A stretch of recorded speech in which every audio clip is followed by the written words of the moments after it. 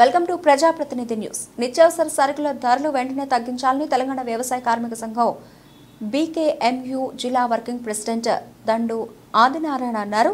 దేశంలో మూడోసారి అధికారంలోకి వచ్చిన నరేంద్ర మోదీ ఎన్డీఏ ప్రభుత్వం ధరలు అదుపు చేయడంలో పూర్తిగా విఫలమైందని, పెరుగుతున్న నిత్యావసర సరుకుల ధరలు తగ్గించాలని, సామాన్యులకు భారంగా మారిన సరుకుల ధరలు తగ్గించి పేదలను ఆదుకోవాలని తెలంగాణ వ్యవసాయ కార్మిక సంఘం బీకేఎంయూ ఖమ్మం జిల్లా వర్కింగ్ ప్రెసిడెంట్ దండు ఆదినారాయణ డిమాండ్ చేశారు.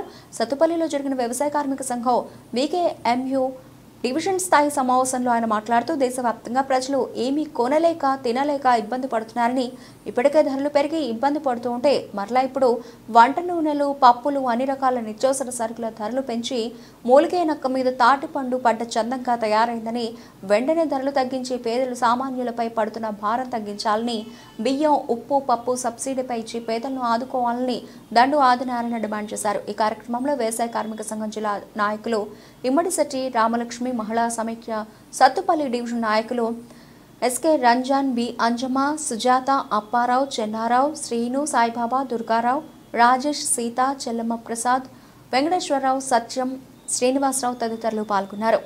ఈ పేదలను ఆదుకోవాలని చెప్పి మేము ప్రభుత్వాన్ని వ్యవసాయ కార్మిక సంఘం బీకేఎంయూ తరఫున డిమాండ్ చేస్తున్నాం.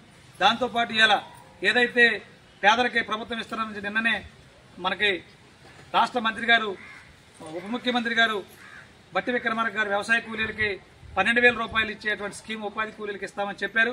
వాటిని కూడా ఇవ్వాలని చెప్పి ఉపాధి కూలీలకు ఇచ్చేటువంటి ఒక కూలి రేట్లు కూడా రోజుకి 700 కూలీ ఇవ్వాలని చెప్పి మేము డిమాండ్ చేస్తున్నాం.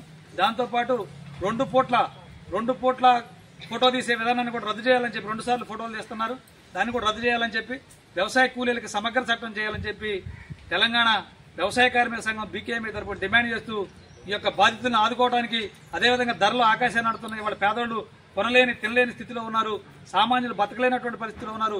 నరేంద్ర మోడీ ప్రభుత్వం వచ్చిన తర్వాత పేదల యొక్క బతుకు సిద్ధమైపోయింది, ఇవాళ బతకలేనటువంటి స్థితి ఏర్పడింది. కాబట్టి ధరలు తగ్గే వరకు తెలంగాణ వ్యవసాయ కార్మిక సంఘం బీకేఎంయూ పక్షాన మేము పోరాటానికి సిద్ధమవుతాం.